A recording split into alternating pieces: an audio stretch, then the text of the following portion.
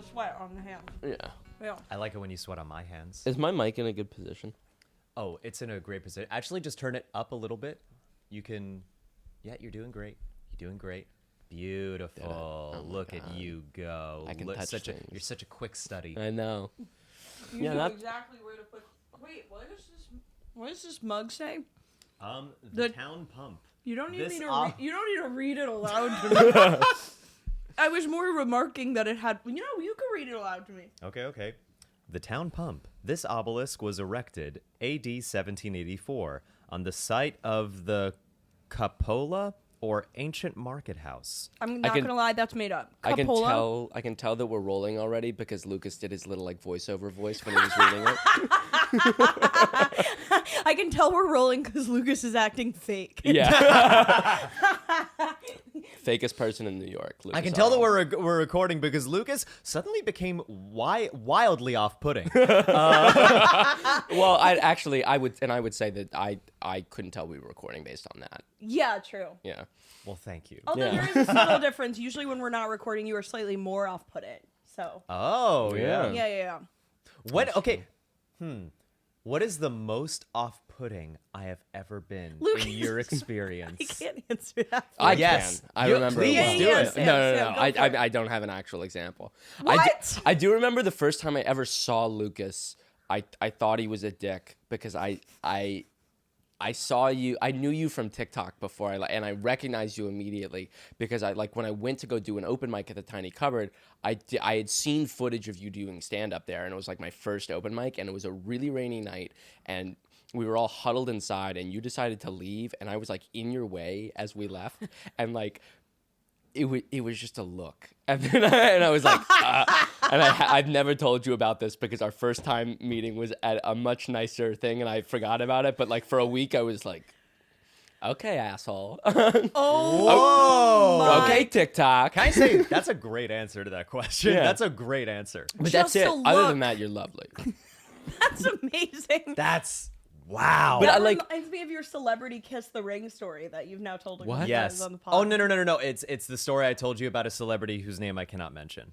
Oh, yes. When I worked at that building, yes. Yes. Yeah. Yes. Yes. That moment. Of course. I think it was on the last episode or 2 episodes ago that I retold. It was on Maddie Weiner's episode. Maddie Weiner's episode, Yeah, yeah. that I mentioned that again. It's Why funny. won't you mention him by like I not like, Okay, wait. not to say that having 2 million on TikTok ain't no big accomplishment, but like, are you gonna run? You think you're gonna run? Can I into tell him? you why? And Okay. it's because I have a very specific fantasy.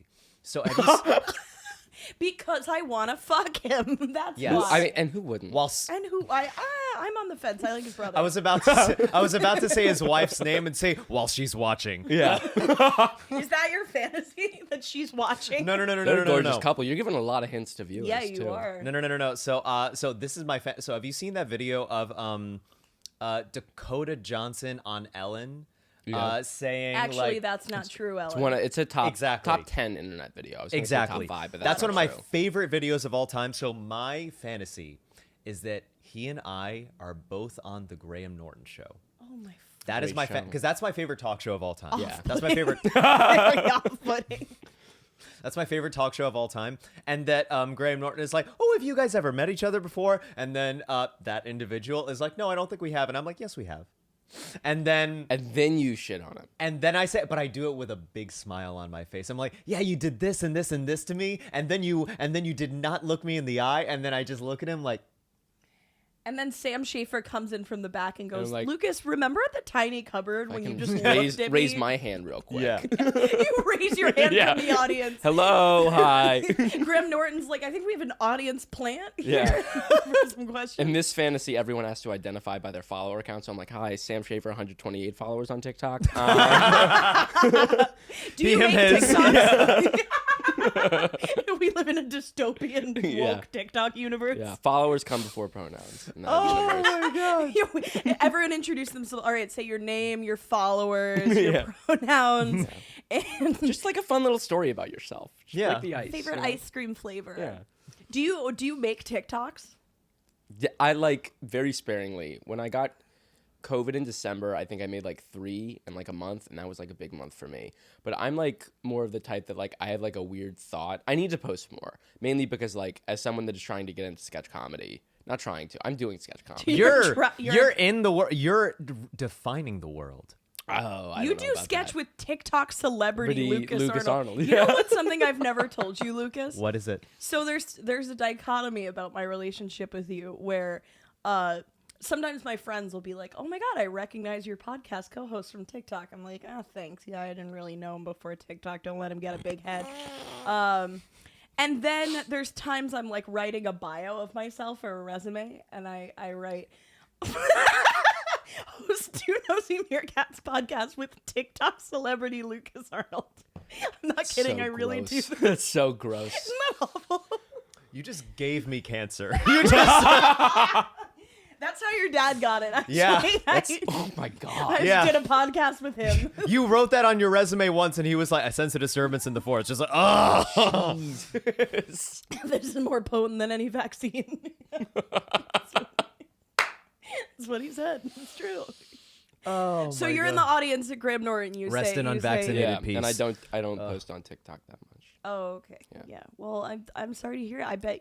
I'll get more into it. Well, the thing is, like, some of our friends have started blowing up on TikTok because they're A just lot of posting them. more, and it's such a wonderful thing to see. Shout out to Claire Olshansky, doing They're great blowing up on TikTok? They're blowing up on TikTok. 30,000 followers in a week.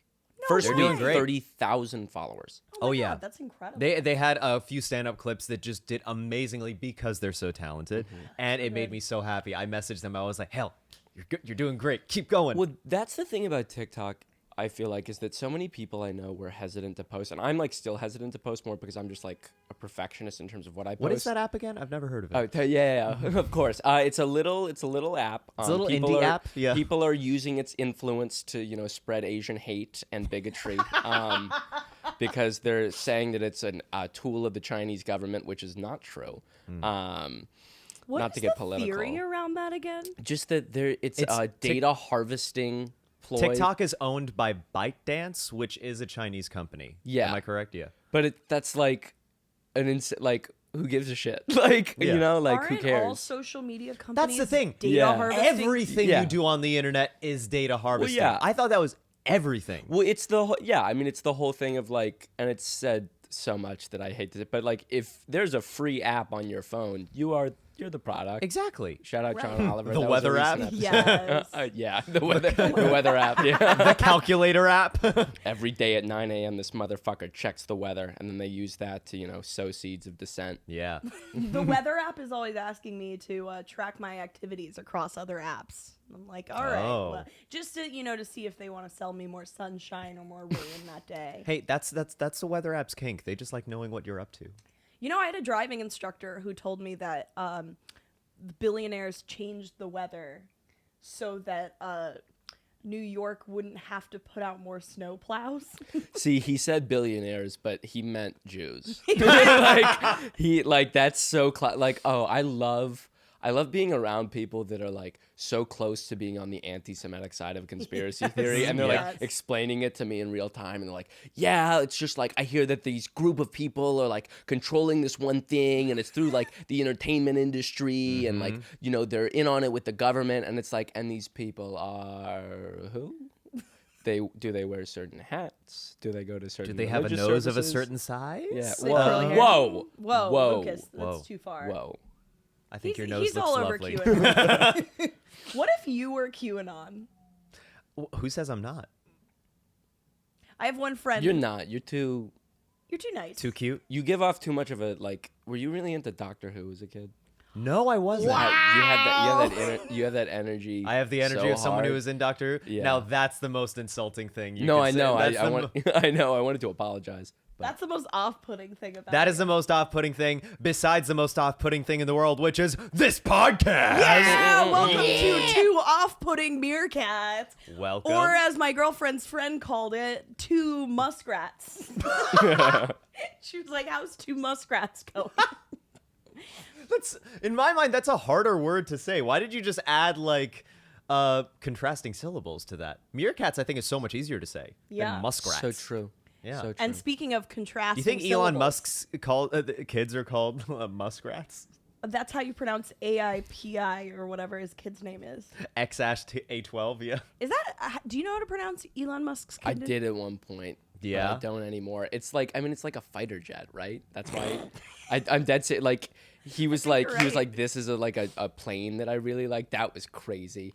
A fly, I think, just landed on Lucas's mouth and he grabbed it and killed it. Yeah. Oh my God. That's so alpha. That was the most insane thing I've ever seen in my entire life. yeah. Like, oh my God. Oh my God.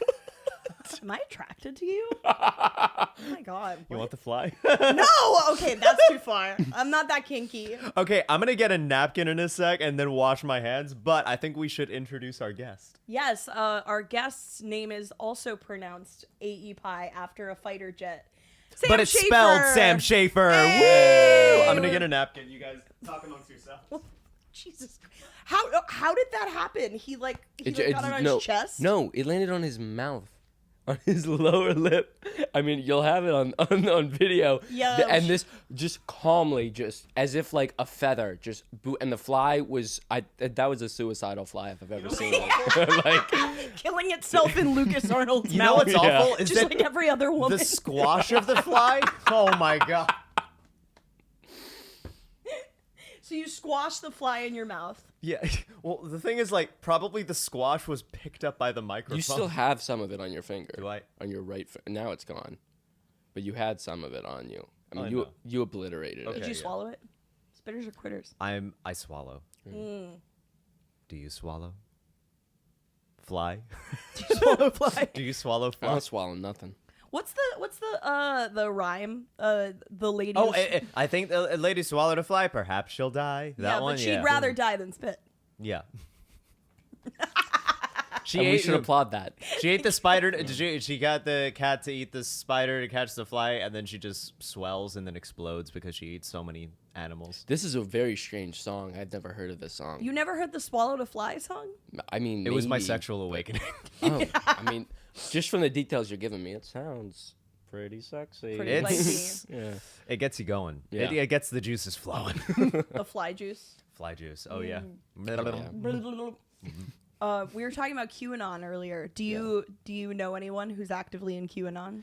What's crazy is that like I'm from the South, so I feel like I should, but I don't. And honestly, the only person I know, I have a friend that's really into QAnon in the sense that they're fascinated by it to the point where I'm like genuinely nervous that they'll flip. Ooh. But like they're very smart. Like they are genuinely the smartest person I know.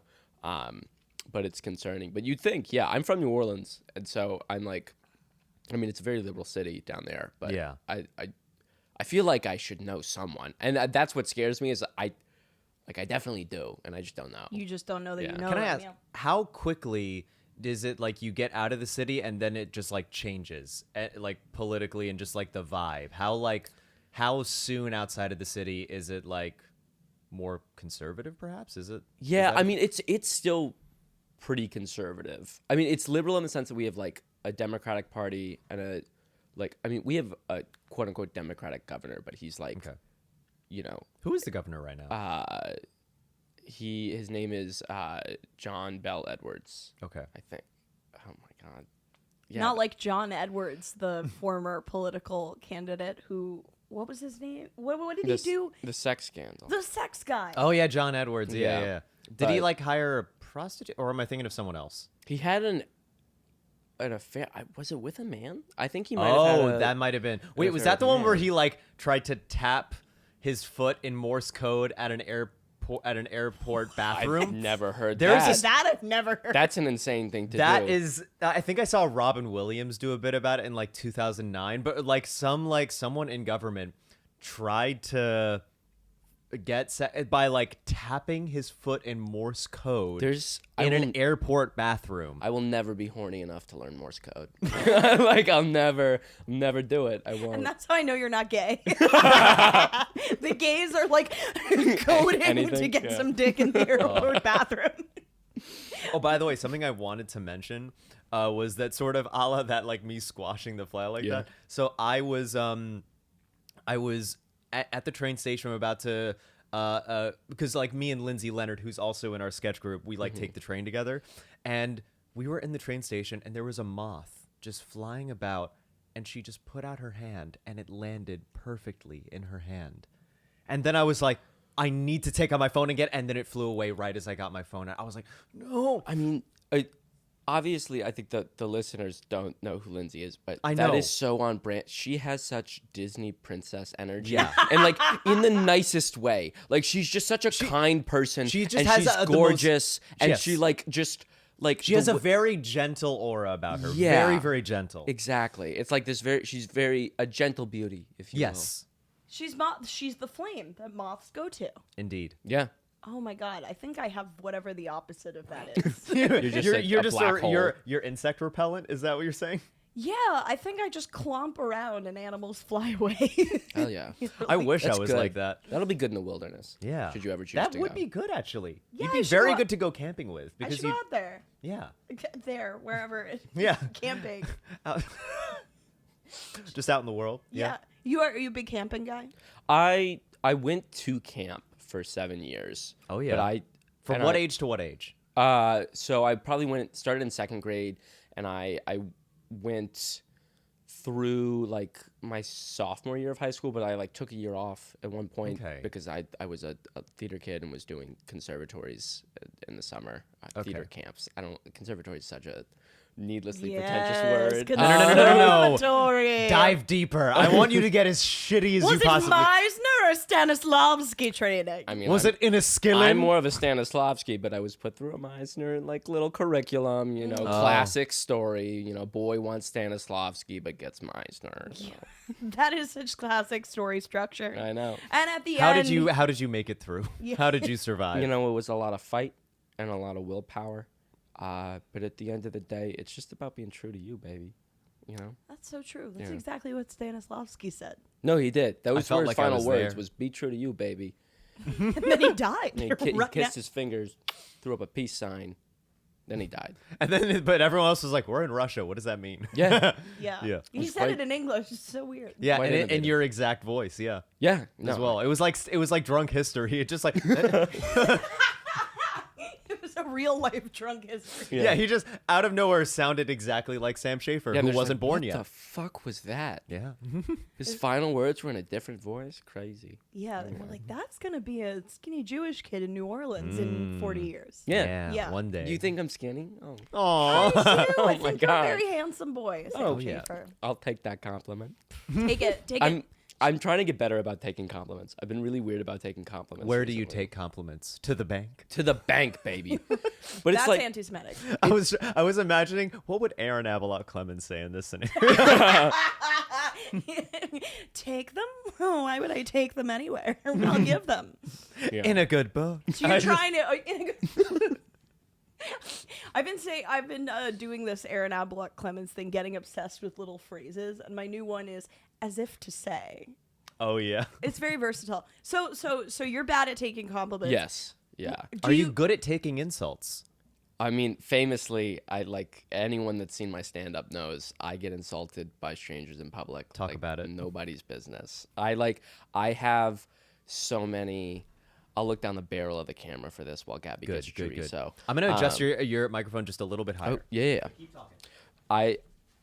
I do not know how to leave my apartment and not be insulted by a random person. I have so many like ranging interactions with strangers. Like some of them are so upsetting that I can't make a joke about them because I think the audience will just be like, "Oh, that's uncomfortable." That No. that I happened to you." promise our audience is very, very understanding. No, and I just mean welcoming. like in general. Like And I can't.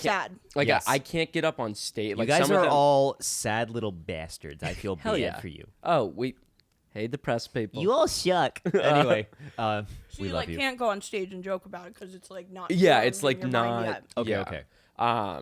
But like I've the way I've run, like people have insulted, and it's not like some of it's like not directly to me. Like sometimes I hear people talking about me. Like we live, I think, in a time in history where everyone just assumes, like, people with earbuds might not have music playing in them. And so I know what hear you things mean. about me that are kind of crazy. I've been threatened. I'll tell this one because I don't really have a bit about it anymore. Okay. This is the one that I've given, because I honestly had so many bits that people on, I think on stage would be like, come on, dude. Yeah, we get it. People fucking hate you. Have other qualities. Yeah, exactly. And so I was running to get bagels on New Year's Day for me and my girlfriend and her roommate. And this guy tried to ride an e-scooter off the curb, which I hate e-scooters. We can get into that later. Okay. I know someone who just bought an e-scooter. Oh, I have so many. I have hatred for this person, and I don't know them. But this guy rides it off the curb, and it's too big of a drop, so he eats shit. And I notice this, and I run over to him like, "Oh my God, are you okay?" And he looks up at me and proceeds to call me any slur he thinks could possibly apply to me just by eyeballing me. Which I will say, and I say in the bit, is not. There's not a lot. You got to do your research to hit all of them for sure.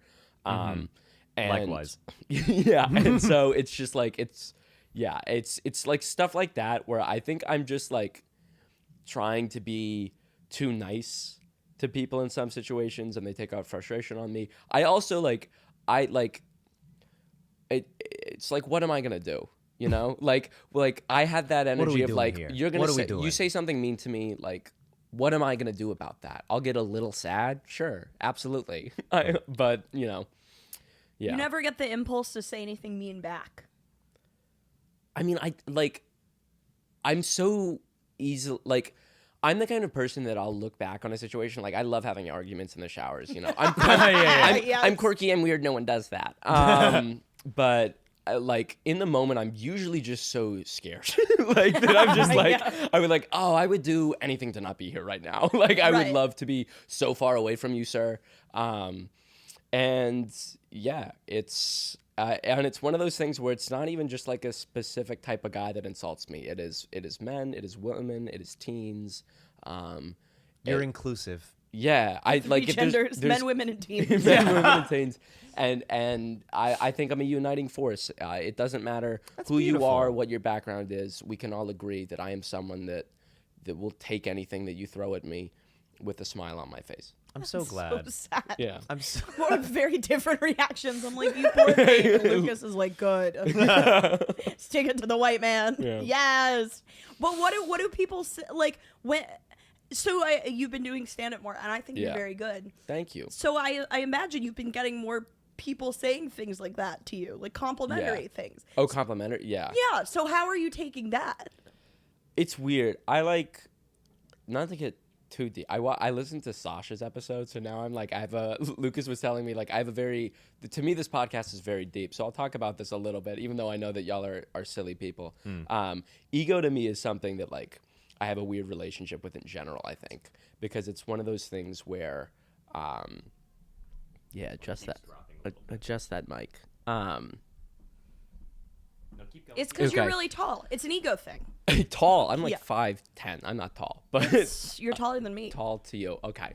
But yeah, ego is just one of those things that I have a weird relationship with because I think I was seen as very cocky, growing up, and I don't mean this to sound egotistical, but I was I think perceived as very good as a child actor at theater and whatnot, and people were complimenting me a lot, and I think that I was good at taking compliments at that time, and so a lot of people in high school were this guy is very cocky, and I leaned into that, and so I was almost performing ego in the world. It was very interesting.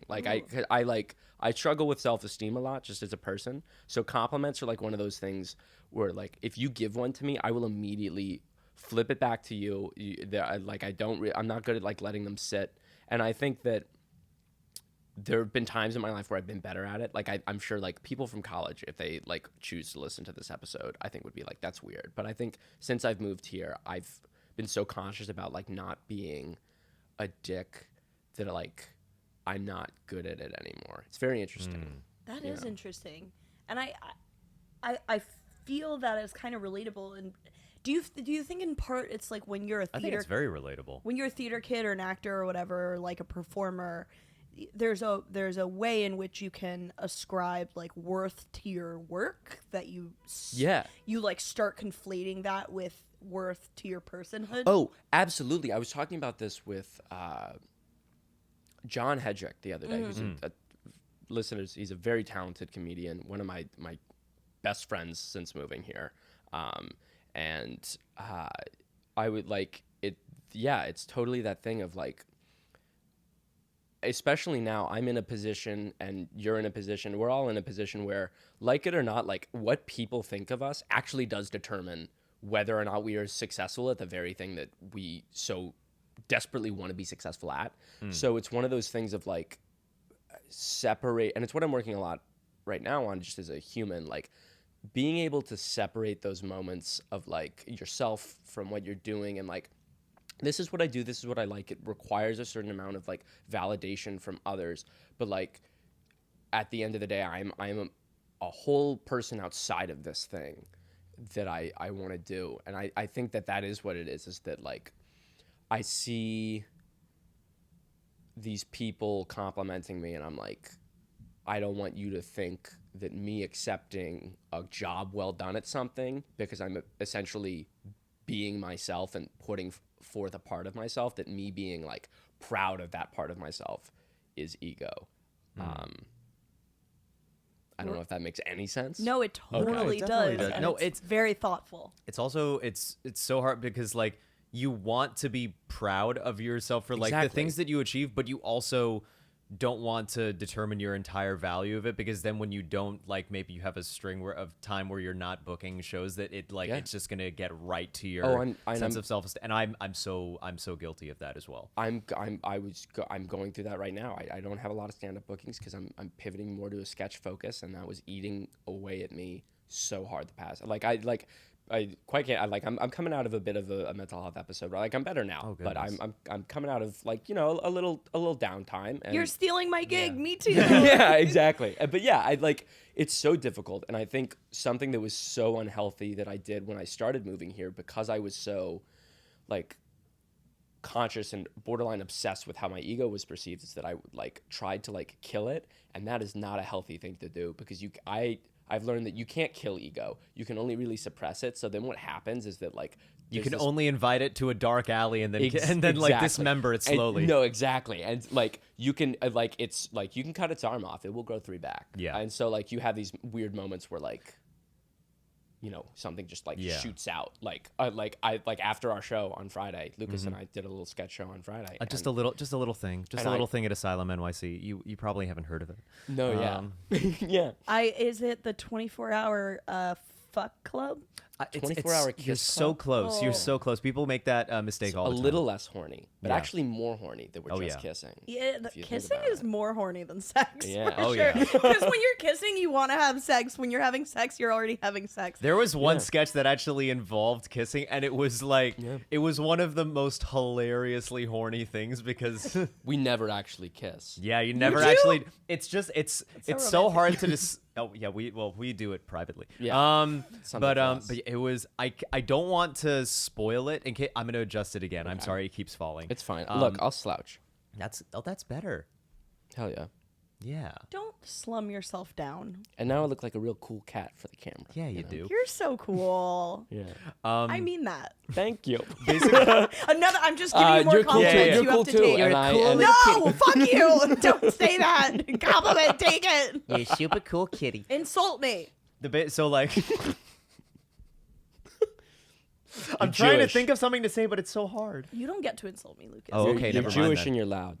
It's true. Fuck! Those are compliments. God damn it. Those are acquired tastes. Yeah. What does it say about me as a Jewish person that you were like, insult me, and I was like, what is insult? You have a quality I have. Our identity. I did say the other day, I said that I felt sometimes competitive with other Jewish women.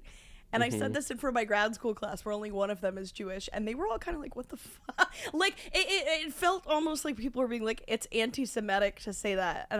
But I like don't think anything of it because I am so Jewish. Well, who said it was anti-Semitic? Well, no one like said that, but everyone was kind of like, you know that look people give you when it's like, oh no, like, how can I respond to this? You know? Yeah, yeah. We're such at a point in that when like people talking about their own identity now, I feel like is so loaded that people are like, they tense up. But yeah, that's weird. Exactly. It's a weird time we live in. I was reading our podcast reviews, and I don't know why I did that, because usually I just have Lucas do it and tell me the nice ones because I'm too sensitive. I hear that that's a really healthy thing to do, is just go through the internet and read how people value you. Yeah, I've heard that's something that like everyone in history is like born to do. Yeah. You know? Can I tell you one of my favorite comments we ever had? It was on the episode that Claire Alexander was on, and someone commented, "Claire, you now have a fan in India." Yeah, that was great. I was like, "That's nice." It was so funny. Someone commented that I was too woke, this was before I got canceled on Twitter, so I feel like maybe my tune has changed. I didn't even realize we were doing this podcast before that happened. Yeah, I know. We've been at this a long time. God damn. Yeah. So long. Yeah, I hope you don't take this as an insult. You are not someone that I ever hear talk about the world and think, they're too woke. You know, like I take that as a huge compliment, and also I'm sure people now in comedy see me as a little. Gabby's red pill. doing Skankfest. Wait, what? No. It'd be amazing if I was even relevant enough to be booked on Skankfest. I think that would be an experience. If someone asked you to do Skankfest, what would you say? I've been, and we're all guilty of this. I don't know what that is, and I've been nodding like I do. Yeah, I have no idea what Skankfest is. It's a So there's a podcast called Legion of Skanks, with like Louis J. Gomez, Big J. Okerson, and one or two other people, and it's sort of infamous for attracting a sort of like edgelord type. Oh hell yeah, the really cool people. Yeah. By the way, and I want to make this clear. Big J. Okerson, I'm a big fan of. He is hysterical. I saw him at the Stand, and he just destroyed. It was so fun to watch. He's such an amazing stand-up. The other people I don't know that well, but I think is amazing. And honestly, I don't know that much about Skankfest, but I'm just like. You just know. Yeah. It's one of those things that attracts a fan base, like Harry Potter. Yeah. Oh.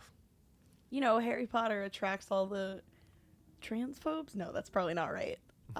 You're gonna get canceled again. Yeah, you do. Can't wait. Very, very freeing experience. Changing the subject very briefly, because you're talking about like coming out of a bad sort of mental health period. Yeah. There's something I wanted to ask, which is that when you are in a bad mental health period, how does that manifest for you physically? Mainly because like when I'm like really anxious, really stressed, my appetite goes out the window, and it's very hard for me to eat. Yeah. So like, how does it manifest for you? When I mean, if I'm in like a really bad spot and some of like you know, like need outside help like urgently kind of spots, I'll lose my appetite. But the like more standard like that's happened like 3 times in my life. The more standard stuff, like the episode that I kind of just went through, is just more like I just feel so heavy all the time. Like I don't know how to like what I think I slouch more. I eat a lot of candy. If I ever am looking up and I'm eating a lot of Haribo products, which I love, like if I'm like going through, I totally enabled that, by the way. No, but like I was such an because we had a lot of rehearsals, and there was I just got a lot of Haribo gummy. Yeah, you did, but what made me realize that is that I was like, Lucas has brought this snack, and I've already had a bag of these today, and I ate pretty much the entire bag that was brought for the group. I at least felt like I didn't think so, for what it's worth. Okay, well that's good. I was just glad people were eating it. Yeah. But I'm really bad, I think, at catching what it's doing to me. I was at an open mic, and I thought that I didn't enjoy my set, and I'm kind of hit like a little bit of a trifecta in terms of like stand up, because like had a lull in bookings after doing a couple shows over like a really short amount of time. And I was struggling to write a lot of new material, and I was putting a ton of pressure on myself. And I like went up to an open mic and I didn't do very well. And I'm just like, it was one of those things where it was like, not only is this like, did this not go well? This wasn't my best effort, which is like the hardest thing for me. Yeah. Like, I'm like, it was one of those things like, if you're going to do this, do it right. Yes. And I guess made a face as I walked off stage, and I looked bad all night, and I got a text from another comic who, like, she's been like, we're not super close, but she's like one of those people that like will reach out. She's a good like support person, like when I need it. We don't need to talk every day. And so she texted me like from across the room, like, you okay? And that was a moment where I was like, oh, this is like, because I think people in these episodes, obviously it's very isolating, and sometimes you feel like no one can see it. But then in that moment, To I'm realize like, it's visible. oh, and that brings on, obviously its own kind of embarrassment. And so I'm like, I almost started crying at this open mic, and I'm pretty sure I had to go to the bathroom at one point and like excuse myself, because I was just like, it's the go-to, like the second someone asks you if you're okay, you kind of have that moment. But it was more like, fuck, everyone can tell. And another comic came up like 5 minutes later and was like, oh, you're really pissed at that guy that did that bit about ADHD. I'm like, what? Because I have a bit on it. And he's like, yeah, were you going to do that bit tonight? And then that guy went before you. You just look so mad and upset. Whoa. And I feel like I kind of snapped at the guy. I was like, I'm going to be honest with you, dude. I had no idea what the fuck is happening around me. I had like a very rare moment where I was like, I felt a little mean. This is a lot for me to share. But No, yeah. I'm glad you are. This is cool. But Who yeah, was it? We're going to destroy their career. Okay, good. But yeah, I like it's crazy coming out of an episode and like looking on it in hindsight and being like, ooh, your struggles are never as private, I think, as anyone ever thinks they are. I can relate in that I'm really bad at masking or hiding how I'm feeling. If I'm like stressed or really agitated about something, it's so apparent. I'm not good at like keeping that in at all. No, I totally get that. I mean, before the first Kiss Club show, I like bonked my head and had like a hypochondriac spell. Oh. And you had to like give me a massage to calm me down because I was so neurotic. Oh my God. Oh. Little masseuse. Yeah, no, it was on the back of your head, right? Yeah, you were like, I'll calm you down. and I'll take care of you, He kid. suddenly became a real mob boss about it. yeah, he was like, shh, baby boy, baby Are you a boy. Sopranos fan? I watched it at one point, and I'm like, I'm just not a head like everyone else. Like everyone's such a Sopranos head. All of my friends from college are like New Jersey kids, and they're like, this is a fucking history. I'm like, okay, well, Yeah. I was just thinking it's like you remember Christopher Moltisanti? Yeah. He would, whenever they were in that basement talking, they always, it's a meme now. They always bring up like these topics. that are in pop like culture. tea. Like, tea. It's called. So I was imagining Lucas like, tea, you need a massage. You ever heard of somatic training? You ever heard of chakras? You were in touch with mine. You were. There, I hitting all say those you look a pressure little points. locked. And then he killed the dog. No spoilers. It's all about for Sopranos flow. head. Yeah.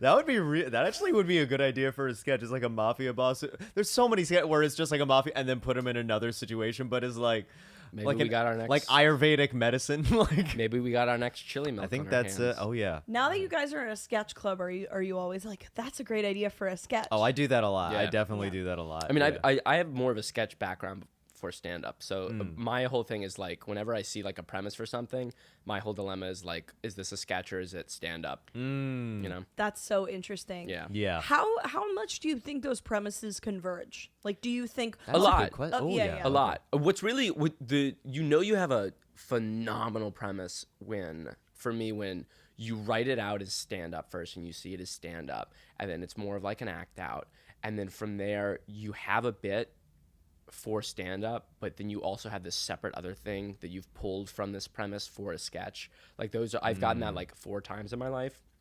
Well, Those are so really so cool. from one premise, you're able to pull out 2 different things: a stand-up bit and a sketch. Yeah, because what I'll do is I'll write. I'm trying to get better about writing out sketches that don't come to me fully formed. I feel like all of my best bits came to me fully formed in a thought. All I had to do was write it down, and I was like, I have 2 minutes, like off the bat. So now I'm what I do now is I'm trying to get much better. Like I have a stand-up premise. I'll write uninterrupted for like 3 minutes on it, and I'll refine. I'll be like, okay, this is like the angle I want, and then from there, because I'm writing so much about this one premise, just trying to get a bit out of it, I can sometimes go down 2 roads. Like I'm like, oh well, this is funny, and then I'll find out which works better for sketch and which works better for stand-up. That's such a cool writing process. I love that, but I'm also envious. I'm like, I've never been able to pull out multiple things from just one. I'm like, you're such like you're using the whole cow. It's like, damn. It doesn't go well like 90% of the time. I should say because you do end up like falling back onto like some like if it's you like get to a point in the sketch where you're like, fuck, I'm saying the same exact joke as like the stand-up joke would be, the bit would be. But like, and it's also like, it can be like, I write sketches more based on... Pull the microphone towards you a little. That's perfect. I write sketches more based on like a vibe that I have. You're all about vibes, You ever man. catch yourself? You ever catch yourself vibing too hard? Yeah. You ever think that we're in a little bit of a liberal bubble right now? Yeah.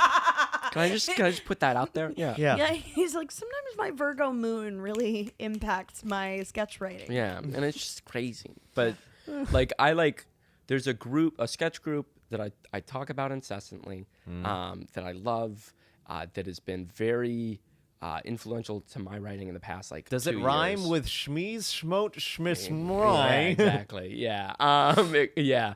The Golden Boys of SNL, and so I'll watch their sketches, and then I'll be like, I would love something to have the same energy as this, and then it's like whatever, and then I'll write that, and I'll see I'll do that with anything that isn't just sketches. I'll see like a conversation amongst people that's insane, and I'm like, I can't steal this conversation exactly, but I want a sketch that has like the same dynamic. Can I ask, do you find that I remember I was listening to a podcast of like very much just like joke-oriented comedians. They don't really do that many stories. It was purely just jokes. Yeah. And after listening to their podcast for a while, I started finding myself coming up with ideas and writing in my mind in their style. Do you find that absolutely. That's you why absorb? I really love doing that with stand-up more than I think I write sketch like that because as I started writing more stand-up, that's what I was doing. I wrote a new bit last month, and I really like where it's at. And what I did is Taylor Tomlinson's new special came out, and she is a person that does not give you a second to breathe between jokes. Yeah. Like, she will write 10 jokes in a minute, and you'll laugh at every single one. And so I was like, I want to write something where every line is like that. And so I went and I wrote that in kind of like her like style of that, or like I'll watch yes, to answer your question. Do you find that works? Like, sometimes I feel like that, like, I do the same thing, but then I'm like, wait, I don't write in this comic style. No, yeah, exactly. I think that's like a really hard thing to do. Like, and it's ultimately, I think, not like super helpful to be so conscious that you're writing in that style. I mean, every stand-up is just an amalgamation of their favorite 30 or so stand-ups. Yes. And honestly, probably not even that many. They're probably just like a composite of like really their top 2 with like, whatnot. And I think that people like can be like, no, I'm an individual. It's like, no, like you're like John Mulaney mixed with like this person. And that's not an insult. Like, I think it's just... What do people tell you you're like a mix of? Do people tell you that? I don't know. I went up on stage with a new haircut once, and someone was like, someone's trying to be Mulaney. And I was like, no. Oh, wow. And I was like, all right. Any man who cuts their hair who's yeah. is trying to be John Mulaney. Exactly. John Mulaney is just every man with a uniform looking haircut. John basically. Mulaney is just every man dating Olivia Munn. Yeah. That's so true. I remember I put out a tweet when they were first announced to be like going out, where I said, for my next Mulaney impression, I too shall date Olivia Munn. It's a good tweet. Thank you. She didn't. I didn't want to call her back. The vibes weren't right. Vibes were off. Oh, she's got that weird book. What's the book? She's got a weird book where she like fat shames and What? Like, I'm yeah. Googling this. No, she I has did like, not know about she has, it. like- Jamie, pull that up. Jamie, she pull that up. has crazy takes on like she was like, if I was president, like this would happen, and I forget exactly what it is. And if you find it, like it's like oh, you wrote that down. It went through several editors and still was published in a book. So the first result that comes up is Olivia Munn book satire. I don't. And it is not. What if she's John Mulaney's ghostwriter? That would be hilarious. That would be awesome. Just for years. For years, yeah. ever since New in Town in 2012. Yeah, she's like, I was on the newsroom, and you know, I was kicking it with Jeff Daniels, and I was just like, Yeah. no, I should be writing for a skinny comedian. Well, to be fair, she was a correspondent on the Daily Show. She did work at the Daily Show, so she has she has she has a background in comedy. So maybe Yeah. it is. It's having a background in comedy is It's like not the lowest bar. it's not satire. Yeah. I mean, I think she's come out and said it's not satire. Okay, cool. Never she mind does then. not. I mean, I don't know. I don't like to Her comment. childhood John Mulaney. This is satire. Yeah, I don't like to like speak on No. anyone's intentions because No, I don't no, know of this course. person. Of But course, of like, course. I'm pretty sure she's like defended everything she said in this book. Okay. So she dated Aaron Rodgers for a while, which is really interesting freak. because everyone who's dated Aaron Rodgers has turned out to be a deeply weird person. Like Shailene only Woodley. He's a Shailene fucking Woodley. weirdo. Like, Shailene Woodley is an insane person. yeah. There I was don't- also a rumor, obviously, that Aaron Rodgers dated his personal assistant, Kevin Lanfleece, but that is unsubstantiated. I have only read about it on datalounge.com. I don't know. Wait, I don't know anything about this. I also don't follow. You're not a footballers. sports guy, I'm not yeah. a sports Are guy. you a sports guy? I am actually going to play basketball right after this. Holy Oh. shit! I grew up. in that sweater in this weather? Yeah, well, it's why I brought my backpack. Can I change in Oh. your bathroom later? Oh yeah, sure. Hell yeah. I'm also going to change your You can bathroom later. change in front of us. Hell yeah. All right, let's This get will be fucking this will weird. be our first Patreon exclusive. Yeah. We Just a naked Sam Schaefer. Yeah. We show Hole with Sam Schaefer. Why would you show the rock band Hole? Why would you show them? It's a deep cut reference. Yeah, really deep, right in the rabbit hole. Oh my god. So you're going to play So yeah, basketball. you're gonna. Yeah, I'm a sports guy. I grew up down south. It's like if the best thing you can be is athletic. Well, it's the second best thing that you Right. can be. I mean, the best thing that you can be is a rich white kid. But Sure. Porque no los dos. And a goyim. and all of the little boys that I knew were both, and they, they're them now. Yeah. Let me tell you, that's a makeup for a really interesting adult. They're not boring at all. You know what makes a good adult?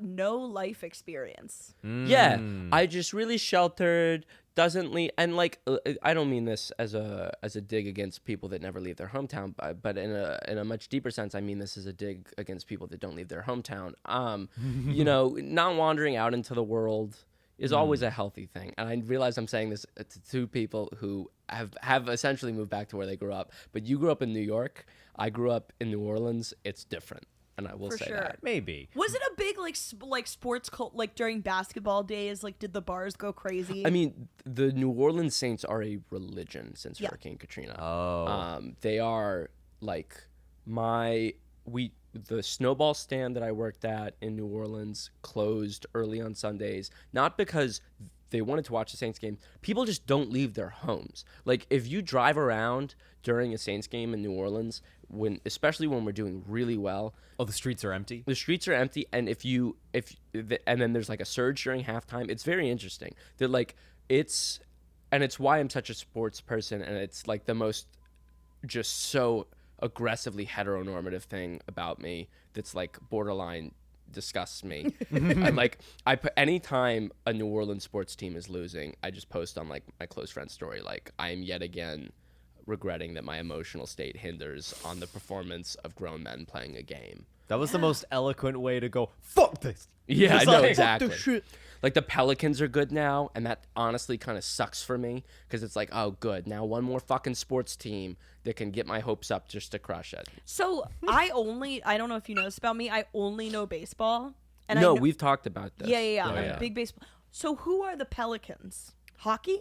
Basketball. Basketball. We were the Okay. Hornets, and before that, we were the Jazz. The Jazz moved to Utah in the 70s, and took the name with them Fuckers. Damn. because there's so much jazz in Utah. Yeah, My of course. my Utah, very dad was jazzy a fan of the Dodgers before they moved to. Oh, LA. that's crazy. My dad was. I remember when I was in. It was like It was the week of my graduation from college, and me and my roommate, our families, we all went out to dinner together, and our dads were talking to each other about sports, and my dad and. His dad was like brought up the Dodgers, and my dad was like, "Yeah, I lost being a fan of them after they moved." Yeah, I mean, that's, and he was like, "Yeah, it was rough being 12. This is in the 50s." that's crazy. I mean, that was such like a huge cultural moment. For Oh, yeah. sports. That Yeah, movement. for sure. I mean, that's why the Barclays Center was built. Yeah. Because what's his name? Marty, whatever. The guy who. Marty ran- Markowitz. Yes. Him. He He spoke at my middle school graduation. no, Hell yeah. stop. What did he say? I don't remember. He said everyone is good at something. There are a lot, like when I was a kid, I wanted to be more than 5'5", but there are a lot of people out there who can't be 5'5". And then he took out a lightsaber and he said, "May the force be with you." No, he didn't. Are you? I swear to God, he did. Wait, I thought that was like a weird. He did all of that. He 100% did all of that. He should be in prison. On my Like, life, He should be removed did from and said all of society. that. And I I'm a think prison abolitionist. He should be removed. You know what's from crazy? society. I saw him. They let that man around children? Are you kidding Oh me? yeah. And you know what's interesting is that I saw a different graduation ceremony. I think it was for like a close friend of mine who was He a year very above me. reasonable. No, he did the exact same thing. He does Yeah. that at every graduation They ceremony. all do it. Chuck Schumer, he does the same speech Oh, at every yeah. single New York graduation, and it's all about this sad story of when he was offered a scholarship to travel around the world. Very vague, but he turned it down so he could be with his high school girlfriend who left him the next day. like the next day. Classic high school girlfriend. Classic high school girlfriend move. So he was like in New York, like and she grew up to be J.K. Rowling. oh Feel old my yet? god, yeah, feel old. Yeah, she wrote Harry Potter. Yeah. Did y'all have intense high school relationships? I did have one. Okay. I had one very intense high school relationship that ended very badly. Yeah. Classic. What was it? Well, it was Have you two ever spoken again? no, we never did. What was interesting though is that Hell okay, yeah. shush, That's her. rude. Yeah. She's sitting here right now. What was she was bisexual and she dated a girl. Just say gay. Sorry. Ooh. You know that was a joke. I know. I just Your couldn't- my bisexual girlfriend is gonna listen to that and be like, "You went on this podcast." My bisexual girlfriend is By not erasure. going to listen to By this. erasure. But Your bisexual valid girlfriend. yes, my Ex-girlfriend. yes. No, but she dated a girl after she dated me, and like it was my senior year of college, and senior year of high school, sorry. And I was like so focused on just college applications like that fall and winter time that I didn't do like any of the fall shows. I just wanted to focus on my Yeah. college application. So it was like a weirdly empty time in my life because I had never not done a show in high school. And like I heard so many people like literally just like around the corner in the hall making jokes about me being like I was such like a weak dick boyfriend that like I turned her gay somehow. So it was like a very depressing Oh time. my god. It was no, That's seriously, I actually heard really that fucked up. all the time. That is, high schoolers are so needlessly cruel. But what was That's funny is that insane. her girlfriend realized that she was not that nice of a person and broke up with her, and now she and I are friends. What a Oh, weak hell dick yeah. girlfriend. And yeah, it was But what was interesting is that I went to hang out with like after I like went to college for a little bit. I still had like friends that were in high school, and I was like hanging out with them, and they're like, "Lucas, we miss you so much. Your ex is a cunt." Like everyone like got up to speed on what she was like as a person. I dated, but at the tail end of my senior year, I got involved with someone. Not involved. An We date- entanglement? We dated. It was like 4 years worth of it. We dated for like almost 2. Thank you. And I really think the whole reason that we were in a relationship for as long as we did, despite the fact that it sucked, because we did distance throughout college, was that we were so. But I think truly both of us were so worried about how we would be perceived by the rest of our friend group. Just say gay. It's okay. Yeah. You perceived as in like perceived if you broke up. We're like very taking sides.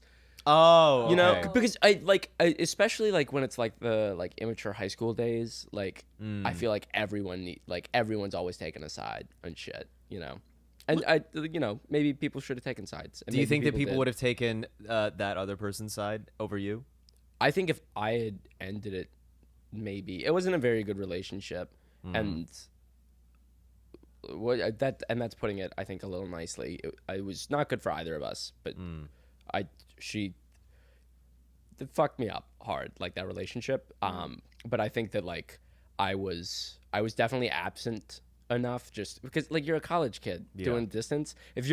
I'll say this right now, if you're in a long distance relationship and listening to this podcast and you're in college, and you think that you should break up, maybe if that thought has ever entered your mind, you should fucking do it. Wow. I'm very anti long distance relationships. I'm waiting for us to get like a submission where that person says, "Oh yeah, Sam just saved me from something horrible," and then they like hear horrible things about their ex. After. And it's not even that. Like it's just like be present where you are. Yeah, I think that is very good. You know, advice. it's easy to be like I am present, but no, like you're living a huge emotional part of your life through your phone. Break up. Yeah.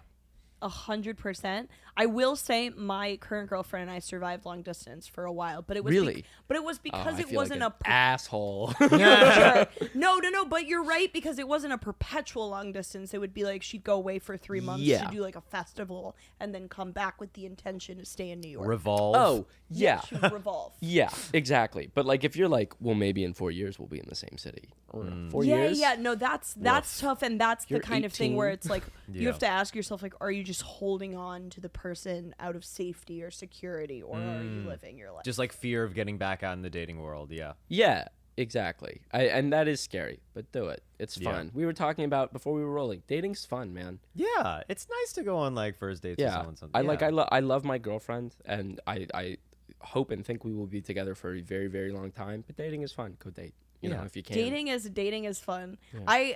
I think my girlfriend and I are gonna share a Raya pass, not to go on dates, but just to see, just see who's on it. Easy people. Like what? Like Do you have a Raya pass? No. Well, it got around some of my friends. I'm but waitlisted on Raya. You're waitlisted. I'm waitlisted on Raya. That's still pretty good. I think We got a referral, so I would have given it to you. I have but- no referrals. I have no. one of my friends got it, and the referrals just went around like crazy. But she was like, I saw like JoJo Siwa, and that she was like, that's when I knew I needed to take a break from apps. Like, she was like, there was something about seeing JoJo Siwa that I was like, yeah, How old is JoJo Siwa? Is she like she's gotta just be 18, 18 or? She's like, 47. comfortable. Oh yeah, She looks great. she's got.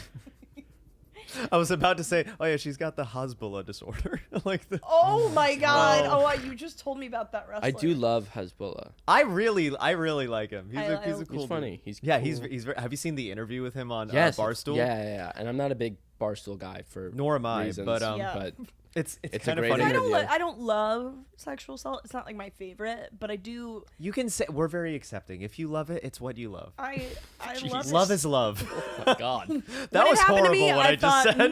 Delish. That was so More, horrible. please. Maybe delete that part. Yeah, I'll cut that out. But, No, we can't, because that would be erasing me. You just want everyone to get dragged on Twitter like you at the end Yeah. of the That's day. what I want. I want to Yeah. watch the world burn. I actually do think cancel culture is over. I think it's unsustainable. I don't Yeah. think cancel culture ever exists. I talked about cancel this. culture is canceled. I talked about this a lot with friends. Cancel culture didn't exist, and if you think cancel culture exists, I think you're insane. I think people get like maybe like flack unnecessarily, but the Yeah. people that are like, "Oh, this person got canceled," no, they didn't. Louis C.K. won a Grammy last month. Yeah. That's true. Like, Cancel culture just doesn't really It only exist. People yeah. can be like bullied on the internet for like a tweet they did 10 years ago, but that's like if they're well liked enough in the ether, everyone will forget about it. yeah. and years because later. that's like a. I mean, obviously, this whole thing is you need so much nuance to every single situation. So to make a broad statement is kind of like weird unto itself. But like, if cancel culture existed, these people would actually change their behavior because these are people who can't have a career unless, like, Louis C.K. is the same reason that, like, can't separate my ego. I'm beholden to the people I perform for. If it was an issue, he'd change because he would need to for his career. But what is instead? He goes around Europe. He comes back. He wins a fucking Grammy. It's just stuff like that. There's no cancel culture, in my opinion. I remember there's no consequences for sure. The stats on like Twitter is like less than like 2% of people are on Twitter. And even those that are on Twitter, it's only like 20% of people that generate 80% of like the content and stuff. It's such a legit is actually such a small world. No, what it is. Twitter actually is. And I'm about to go to New Orleans for a week and delete all my socials for just like a week to purge and whatnot. And I feel like such an asshole because I feel like so many people are like, yeah, I'm gonna delete social media, but like, but it's nice. No, but I'm definitely in a point right now where like Twitter, like. We all say like Twitter sucks and we all still fucking do it. It's awful. Oh yeah. I'm trying to get better at Twitter, which is an awful sentence. I'm trying to get better at it, but it's hard. You just have to tweet, "You mean a shrimp fried the rice?" And then you'll get really good at it. Right. Is that still a thing? Has Masterclass reached out to you yet about doing the tweets thing? They have, and I've been like really putting them off. But because I've been too busy tweeting on my burner baseball account. Oh my god. Yeah, they should reach out. And that's how you know Twitter is unhealthy, that people have burner accounts. Yeah. That is. Oh, for sure. And like really famous people too. Like there was a whole scandal in basketball when Kevin Durant? Kevin Durant has one. Everyone in the basketball world has a burner account that they use to like shit against people, but then like the GM of the 76ers was caught with multiple burner accounts that he was using to like shit talk players that he wanted to get rid of and like sow public dissent. It's very odd. That's insane. Goodness. I just remember Kevin Durant using a burner or trying to use a burner account, and he was like, KD can't play with all these shitty players around him, but he accidentally tweeted it from his main account. I once thought Kevin Durant was going to kill me. I one of the most scared I've ever been in my life is because of Kevin Durant. I was sitting courtside at a Pelicans game. Wow, fancy boy. But it's not the flex. Like sitting courtside at a. Talk more about how you were just a poor little boy from Louisiana. Who grew up in the I mean, swamp child. I will say it's not. It's not like sitting courtside at the Knicks. Sitting courtside at the smallest market team in the NBA with the lowest attendance is a very easy thing to do, if you can believe it or not. I mean, it's still like, I'm sure that's true. It's a $200 ticket, sure. But so my dad surprised me. Do they even make bills smaller? Yeah, I don't know.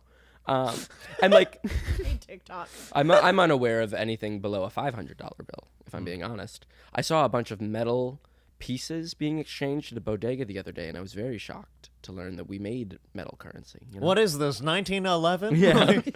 I thought copper was a thing of the past. Those are from the mines. But I loved the Oklahoma City Thunder when they were like, it was still Kevin Durant and whatnot. And I imagine that your listeners are not big sports people, so what do they care? They might be. The Oklahoma City Thunder is a basketball team. You mustn't profile. From what I've gathered, this is mostly 13-year-old girls. Is that true? Just from the user submissions and some heard. 13-year-old non-binary kids. Okay. I'll have you know. Well, that's hey. I'll say this to the camera. I've been showing my feet so much. I've been sitting in such a gross way. Oh, you're gonna end up on WikiFeet. Yeah, I'll say this to the camera right now. Be you at a young age, because it sucks not to be. Because if you don't, you have to be Sam Schaefer. Yeah, and that sucks. Whew, that's just the worst. Sitting courtside? Yeah. Forgot it. I was sitting courtside, and the guy behind me was yelling at James Harden. Because this was when James Harden and Russell Westbrook and Kevin Durant were all playing together. Mm-hmm. And people think that sitting courtside, like, they get mad at players for interacting, but like they're saying horrible things to you while you're trying to do your job. Like if someone sat 30 feet away from me while I was like writing a press release and they were like, I'm gonna fuck your mom, like after an hour of that, I'd also be mad. And so he said something to James Harden at one point, and Kevin Durant like stepped in and like pointed to the kind of like reacted to the general crowd. He didn't point to the guy, but he could hear where it was coming from. It was literally the seat behind me was this man, and he was, so he's like, leave this alone, like fuck you, whatever. The guy said something very inflammatory, and Kevin Durant spins around and, seeming like he's looking right into my eyes when he's looking right over my head, he just goes, "Yo, fuck you," and he like lunges towards the seats. To see a 7-foot tall man that is also has the speed of a cheetah coming towards you is God. The Whoa. Scariest. I've never been so scared. Yeah. How do you think you would have reacted in that situation? Would you? Because I'm just thinking, oh, I'm about to die, and I just would accept it. My body would go sort of limp. I'd be like, just make it quick. Well, and I would just. Yeah, I try and run away unsuccessfully, but he went for the other guy. He knew it wasn't you. I didn't know that he was.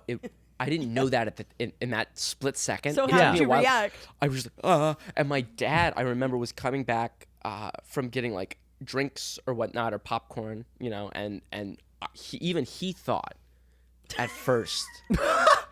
And I was like, oh, he's gonna go for my son Sam. The minute you were away, he thought like he was away that he thought you were just screaming like, "Yo, fuck your mom!" And Kevin Durant, exactly. you just became a different person. Yeah, but he didn't kill you, and you're here. What if he did, and we're all part of your like fever dream in the last like seconds of your life? That'd when be your pretty brain crazy. I just started Russian Doll, the Netflix show, which is all so about like good. dying repeatedly, and so maybe I'm in a Russian Doll scenario. Yeah, maybe. But you know who isn't in a Russian Doll scenario? Our submitters. Our 13-year-old. Our 13-year-old non-binary people. Do you want me to get my laptop? Or? I actually have the submissions here. Perfect. Yes. Okay. So Okey-dokey. Let me see. I sent them to you. Okay. By the way, this is like people will sometimes ask for advice, but often they'll just tell stories that they want us to comment on. Okay.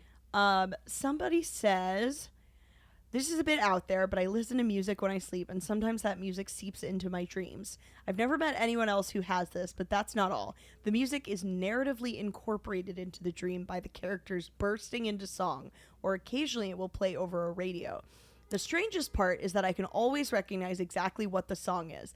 One time I recognized the Thai version of We Don't Talk About Bruno. I don't know what that is. After only hearing it once in real life and correctly identified the language as Thai. I don't think I would do that while conscious. Maybe I should sleep more. Has this ever happened to you?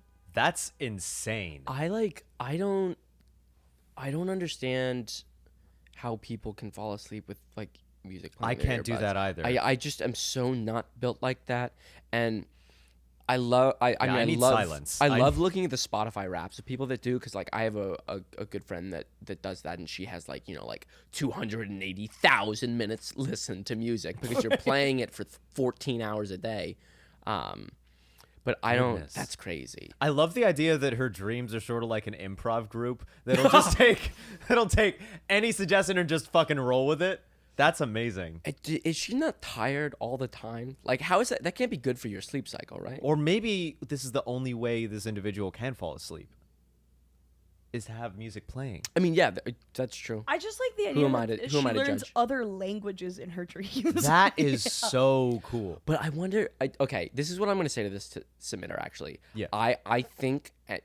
I think she needs to get like a Duolingo or a Rosetta Stone, and I think she needs to have the lessons like figure out a way to get them on autoplay.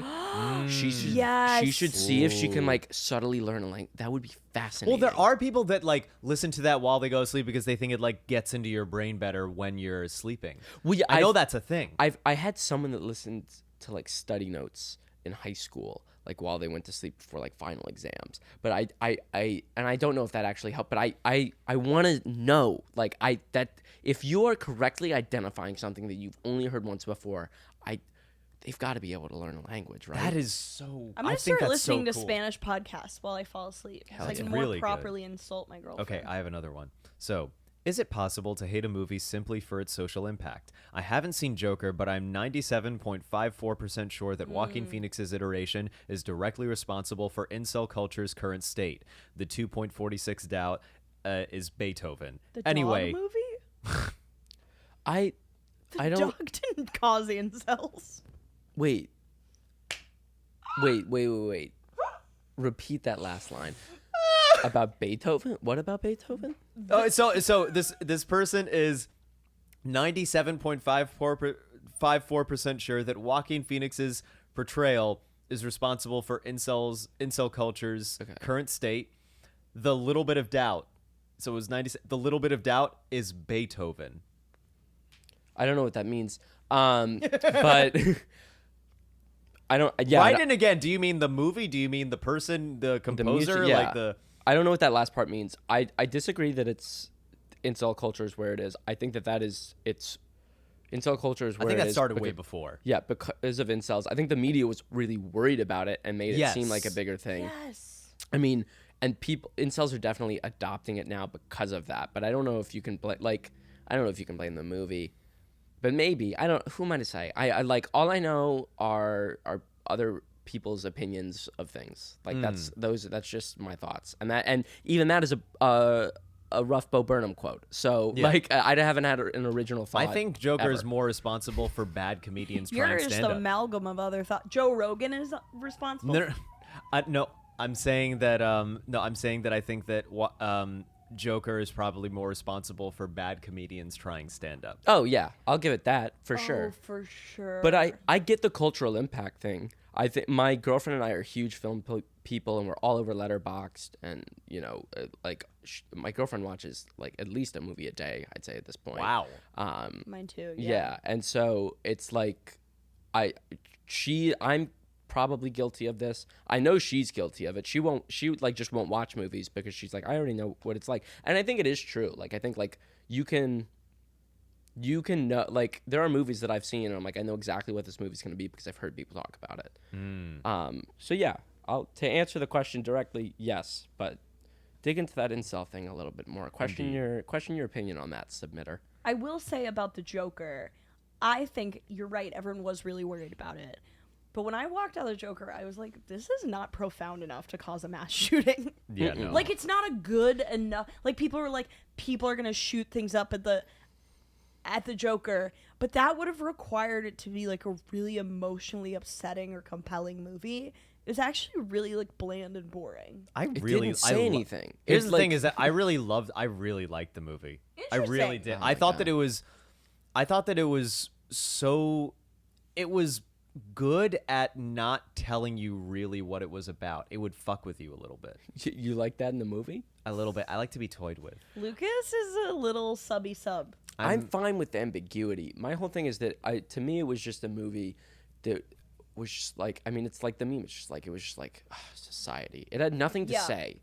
Like, and it's the same thing with like movies like Don't Look Up and stuff like that. Like they're like, this is how society is, and you're like, and You're that's so it. right. Like, say something about it. I think the issue with the Joker was not that it didn't say anything, but that it said two really conflicting things. Yeah. The first one was a really interesting story, I thought, and I could see where you liked it from this. Yeah.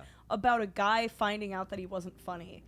And, like, because he had trauma, you know, he had, like, so much trauma that he was trying to process through humor, and him realizing that humor was never going to be the way that he was able to process it. Yeah. And that is really, like, interesting and sad. And then the second part of the movie was just generically about class. Yeah. In a way that made no sense. It was very confusing. The thing is, I thought that it was structurally a really good movie in the way that it, like, would tell you a story and then it would show you that actually wasn't what reality was. The big reveal. Yeah. I thought that was done really, really well. And I thought, like, visually it was very beautiful. That's what I think was, like, really what I thought was, like, really cool about it. But in terms of that, I really don't know what the movie was necessarily trying to say. I'm also never really that concerned with what a movie is trying to say. That's never a concern of mine or what I go into a movie for. Yeah, that's really interesting. I'm so intentional with not like, at all for me. Going I want to in. be taken on a fun ride. That's also how I listen to music. I never listen to music for, like, a message or, like, the lyrics. Whoa. No, I'm purely I'm purely there for the beat. What is art to you? What is art to you? I'm pure. No, like, when I listen to music, I'm there for, like, the beat and the melody and something that I can just listen to and enjoy. But then, what is like? I never listened for the lyrics, but like not once. Art in general, in any medium, is it not a form of catharsis for you? Like, do you not look for catharsis or commentary, or like what makes sometimes it'll hit me. Like the movie Turning Red hit me so deeply because of what it talked about, like sort of like understanding generational trauma and forgiving people and seeing your parents more for people rather than like these figures in your life. And I got all of that. And it hit me. It was so, and it's a beautiful movie. And that I definitely have those reactions, but I don't go into a movie or really take away because of a message.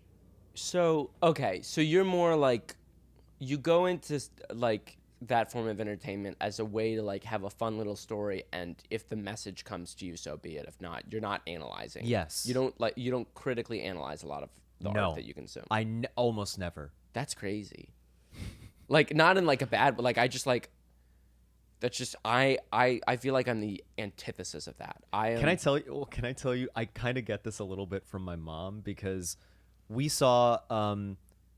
My mom and I independently saw the first Suicide Squad movie, and it's like universally agreed that it's not a good movie. Yeah, it's bad. I came out of the movie theater. I was like, that was so much fun.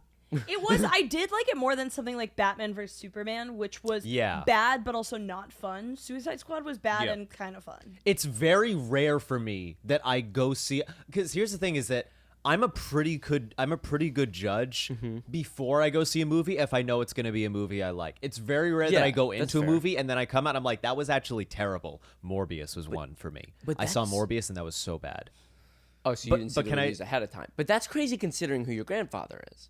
Because your grandfather is a deeply, deeply like impactful emotion. Like there's so much emotion and depth to his paintings that require people to go in with that critical eye, I think. Yes, but here's the thing is that I love my granddad's art, but every other artist, I don't know if it's like an attention span sort of thing, but I am so bad at appreciating something abstract. Okay. I hate abstract art so much. And I like art when it's like, that giant painting of like Washington crossing the Delaware at the Met. That I think is so gorgeous purely because of the effort that went into that. I think it's amazing that was just pulled off. Gotcha. And that's what I get from art when it's really, but if it's like a message, if it's done with minimal effort, I'm not interested. Okay. I'm purely interested because I can see like the cohesive structure that was created, and I'm just like, wow, that was amazing. I could never do that. Okay, that makes sense. That's the reaction I have. I would argue though it's pretty rare for art to be made with minimal effort, even if it's kind of like you say that, but when I was in high school, I had to go on a scavenger hunt through the Met, and I found this canvas that was just coated with one shade of blue. That was the whole, and I hated it. But they thought about the blue for a long time. Was that the Rothko? If I could drive a spike, probably Rothko, if I could drive a spike into the heart of the person who did it, I would.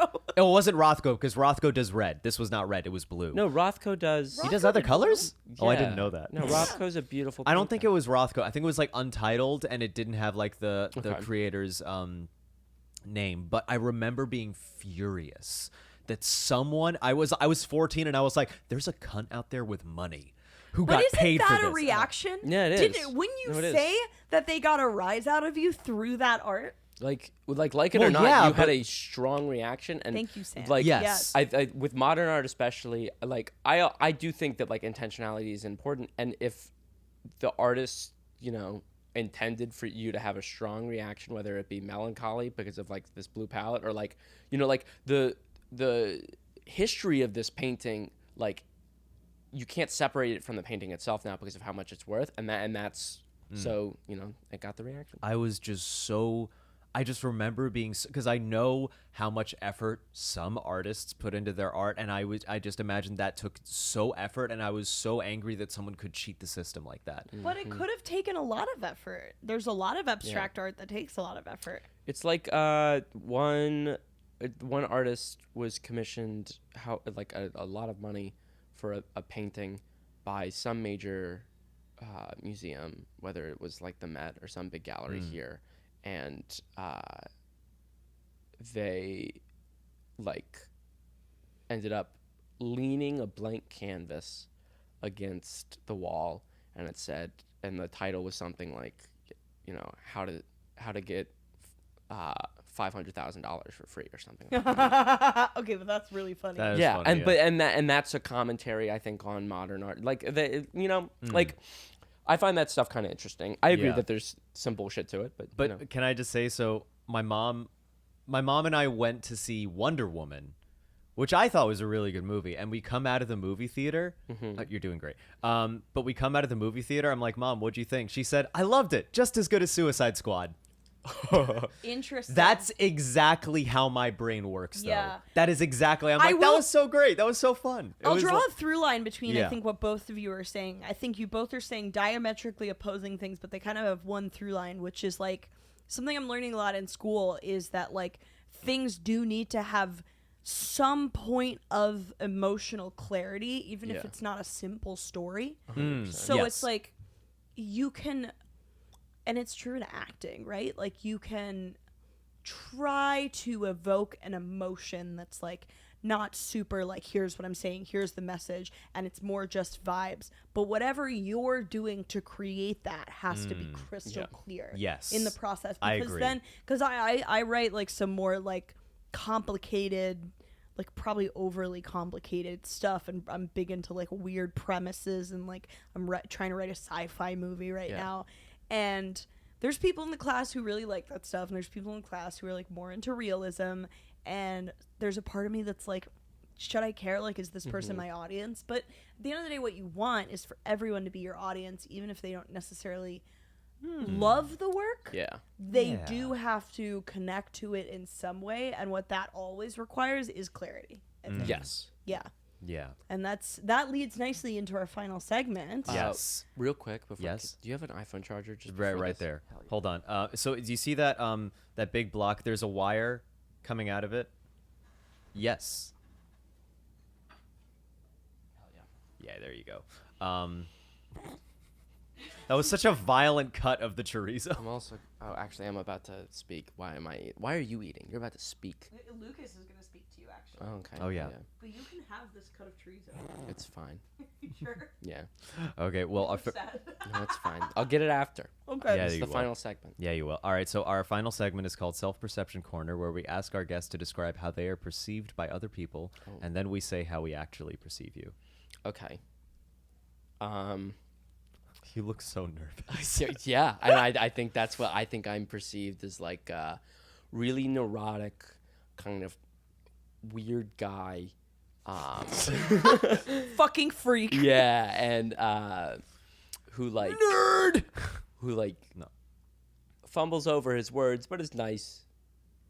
And yeah, I think that's it. I think I'm just kind of like a neurotic whatever I come in with a lot of energy, whatnot. Interesting. I'm horrible at so I think I know maybe how I'm perceived for real, but I think it's one of those things where it's like I'm fighting what the other half of my brain is telling me at all times too. I asked this question a couple times to different listeners. Is it different for people who know you really well? Yeah. The perception of you. I think people that know me really well would say that I hope that they think that I'm nice. I try to be nice.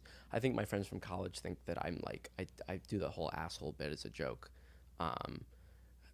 But yeah, I think people think that I'm like nice, still even more deeply neurotic the more that you get to know me. But I think there's like a kindness I hope that comes through more, and that I'm weird, but like in a fun way. Like I'm a normal person. I'm just kind of Yeah. Yeah. Kooky guy. Yeah, I'm I kooky. will go first, and I will say, one, you're a very generous person. Thank You're but something that I would say you have every positive quality I could ascribe to you, but something that I wasn't expecting, but I'm so impressed by is how good of a leader you are. What do you mean? I mean that, well, first off, you were basically the ringleader for our sketch group. You were the one who mainly was like the header who like assembled a lot of people. Yeah. And like really was like, and you were a great driving force in like getting us to like write stuff, meet, talk about them, rehearse, do everything. And really like, but then you like took a lot of like directorial charge in rehearsal, like, speak a little bit louder, really. And it was like, and you, no, but always That's not in an asshole way, is no, it? no. In an encouraging way. Okay. Always in an encouraging way. Like there were a couple times where I Thank had you. some ad libs where you're like, "Oh, I don't think that actually fits the narrative," and I was like, "Thank you for telling me." And it was totally good. You are an extraordinarily good person in a leadership role. Thank you. Which I was so pleasantly surprised to see and realize over the course of like rehearsing and I was like, well, Sam is really good at this, and I was like, I'm so glad that we have someone like him sort of like in this role, because I am you. not a good leader. I am not a good. I'm not someone who enjoys that role. I will say that has been a lot of trial and error to get there. Yeah. I held like leadership positions in high school and wasn't really, I think, good at it. And I think I might have like hurt feelings, stepped on toes for some, wasn't like authoritative on others, or maybe too authoritative sometimes. And so thank you. That's awesome. Okay, Absolutely. that makes me really happy. Yeah. I feel that very deeply. I feel like it is people in leadership positions often who like care the most for other people. Not that Lucas hates everyone, but like I feel like there's a certain Guilty. amount of like wanting everyone to have an easier time and an easier process, and just being the one to like set those steps forward. Yeah. And I see that for you, which leads me into my self-perception corner. When I first met you, I was like, this guy fucking rules. Like, honestly, I thank had a you. very positive self-perception of you. But as I got to know you a little better, I was like, he sucks. No. He's like, yeah, you're the kind of person that the more time I spend with you, the less time I want to spend with Off-putting. you. Yeah. Like this whole podcast. Yeah. I think, and correct me if I'm wrong, I see you as very empathetic. I see you as caring about people very deeply. I think empathy is like truly the most important quality that someone can have. Like, I think I grew up around a lot of people that didn't have it. Mm-hmm. I was actually talking about it in therapy this week. I think it's just, yeah, if I, like, I don't think I want kids, but I think if I were to ever have kids, I would try to instill empathy so deeply. I think it's so important. So thank you. That is something that I'm constantly like, the most important thing we can do is put ourselves in other people's shoes, even in times when we're angry and maybe shouldn't. Yes. Yeah. And I think that I think empathy, it's a good quality, but it's not the most important quality. And the most important quality is having a big penis. That's, Yeah. Yeah. At the end of the day, if you got a schlong and you can schling it, you know. Schlinging the schlong. Schlinging the Sam, schlong, you've baby. been an incredible guest. Yes. Thank you for schlinging your but schlong at us. but before we go, would you please plug and promote anything you like? Yes. You have a Lucas, show that I know of. Yes, I have a stand-up show that I host monthly. The first show is actually this Saturday, April 30th, at Pine Box Rock Shop at 7:30. We got a great lineup. Check us out on Insta at Sam Needs a Co-host. And most importantly, I would say even more important than that, I am a part of a lovely sketch group with Lucas called 24 Hour Kiss Club. Check us out on Instagram. We're going to try to get some digital content soon, and we have a monthly show at Asylum that you can get tickets for. Yeah, baby. I have some shows coming up soon. I have a bar show this coming Wednesday, April 27th, at Route 66 Smokehouse. I think that's the name of it. You can find all the dates on my website, which is like linked on my Instagram at Lucas T. Arnold. Yeah, I also have a couple shows May 4th and May 5th. One is at Asylum, where I'm going to be on the lineup with Austin Nasso, and then I'm also going to be on Maddie Gross's show that week as well. Hell as yeah. the token straight. Hell yeah. Beautiful. Yeah, baby. Just like this pod. Yeah. I've got a show on Monday in Queens somewhere. Look at my Instagram for it, Hip Soccer Mom. I have a wonderful bar show on Tuesday with a friend of the pod, Max Mallon and David Dobbins, Two Virgins comedy. And then this Friday, we are doing an Anne Hathaway Presents, Jerry Seinfeld Presents, hell and yeah. Casey Anthony Presents mashup show. I am erect. I am hard. My so co-host excited. Aaron and I are going to make all the other hosts play sick little games for our pleasure. It's going to be so much fun. Please come out if you can. It's going to be at Star Bar in Bushwick. Hell yeah. We've been to Nosy Meerkats. See you up your butt. And this has been Sam Schaefer as well. Hell a round of yeah. applause for him. Sam Thank you. Schaefer with the big schlong. Schlinging it. Schlinging it. Yep. Thanks for schlinging it, Schlam. We'll see you guys next time. Woo! Woo!